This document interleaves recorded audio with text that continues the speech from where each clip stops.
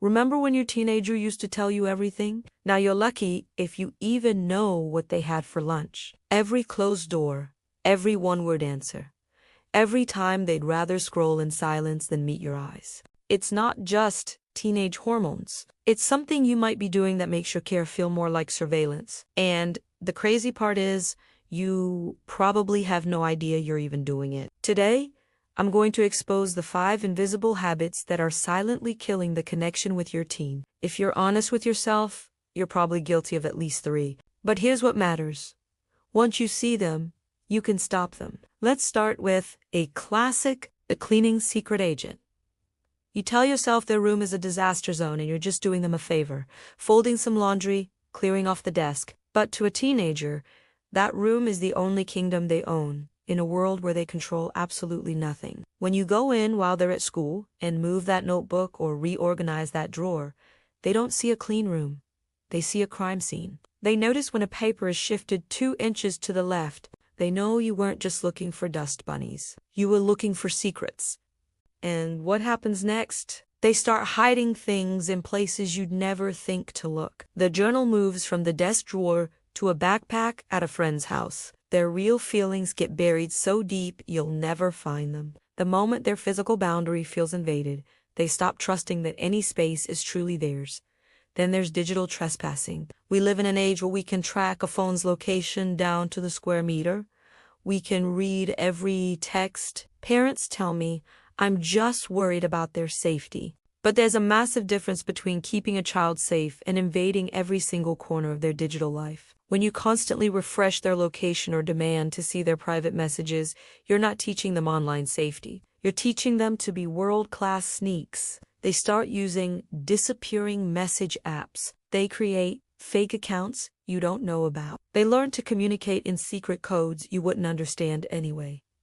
You think you're seeing their life on your screen? No, you're just looking at the clean, sanitized version they built specifically to keep you off their trail. And the worst part, when something genuinely dangerous does happen online, when they actually need your help, they won't come to you because they know that asking for help means giving you full access. And access means losing what little privacy they have left. Number 3 is the interrogation-style check-in. It starts innocently enough. How was your day? But then it spirals. Who did you sit with at lunch? What did Sarah say about the party? Why did you go to the convenience store after school instead of the library? Suddenly, a casual drive home feels like a police interrogation. When every conversation becomes a data-gathering mission, teens learn that information is a liability. They think, if I tell mom one thing, she'll ask 10 more questions. So they give you the one-word answers. Fine. Good. Nothing. They're not being boring. They're being protective. They're starving you of data so you'll stop the cross-examination. Think about it from their perspective. You ask one question, they answer honestly.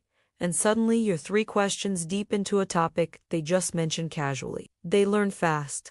The less I say, the fewer questions I get. Silence becomes their shield. Moving on to number 4, the LinkedIn background check on their friends. The second your teen mentions a new person, you're on a mission. What are their parents like? What are their grades? Do they play sports? You think you're just vetting their influences, but your teen feels like you're auditing their soul. If you only approve of friends who look good on a resume, they'll simply stop telling you about the friends who don't. You'll know all about the straight-A student they eat lunch with once a week, but you will have no idea about the person they're crying to on the phone when they're heartbroken. And here's what this actually does. It teaches them that your love and approval are conditional, that they're only worth knowing if they surround themselves with people you deem acceptable. So they split their life in 2, the public version you see, and the private version that's real. And finally, number 5, the I'm your parent entitlement trap. This is when we say things like, I pay for this house and this phone, so I have a right to know everything. And look, legally, maybe that's true, but in relationship, it's suicidal. Privacy isn't a luxury for a teenager. It's a developmental necessity. They need to have thoughts that aren't yours. They need secrets to figure out who they are away from you. When you claim ownership over their inner life because you pay the bills, You're not building a relationship.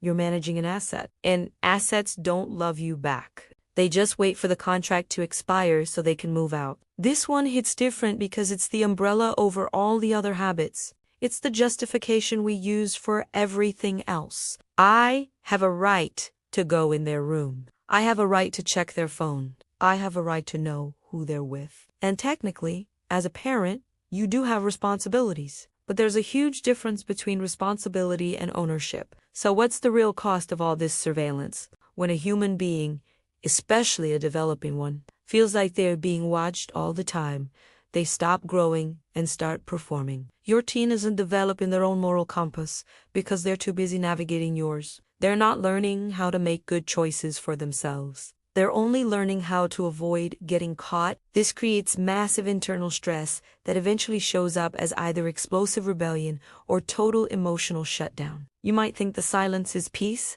but it's actually a cold war. And here's the part that breaks my heart. You're doing all of this because you love them. You're terrified of what might happen if you're not watching. But the irony is that by watching so closely, you're guaranteeing the exact outcome you're trying to prevent. You're pushing them away.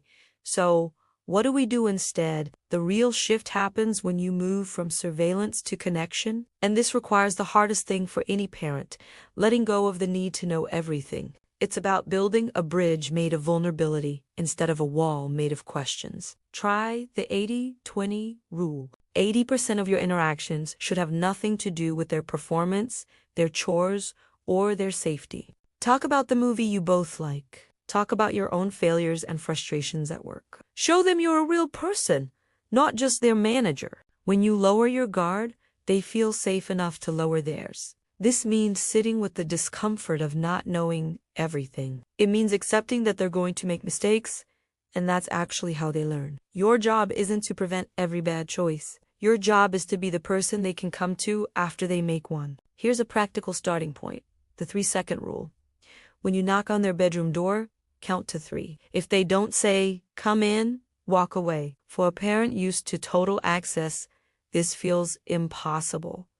But you're gifting them agency. When they realize they are the gatekeepers of their own space, they stop defending it so aggressively. Next, try information reciprocity. If you want them to share their day, share yours first, the real parts. Not just "I worked hard, but I felt really embarrassed in a meeting today." When you model vulnerability instead of demanding data, you change the dynamic from detective and suspect to two humans navigating life. And here's the most important piece. Assume good intent. When they ask to go somewhere, when they want privacy, when they close the door, assume they're asking because they're growing, not because they're hiding something terrible from you. Imagine a house where the doors stay open, not because of a rule, but because the people inside actually like each other. That only happens when the teen knows their room, their phone, and their thoughts are truly their own. You have to trade your peace of mind for their trust. It's terrifying, I know, but it's the only way to get the relationship you actually want. Trust isn't something you find by searching through their drawers. It's something you earn by respecting their space. The door has a key, but only they can give it to you. If you're facing the great silent wall at home, or if you've cracked the code and broken through, drop your story in the comments. I read every single one. And if this shifted how you see things, subscribe. That's how I know this work matters. I'm here for real talk about parenting. No sugarcoating, no judgment, just honest help for those of us navigating the hardest job on earth. You're not alone in this. Thanks for being here.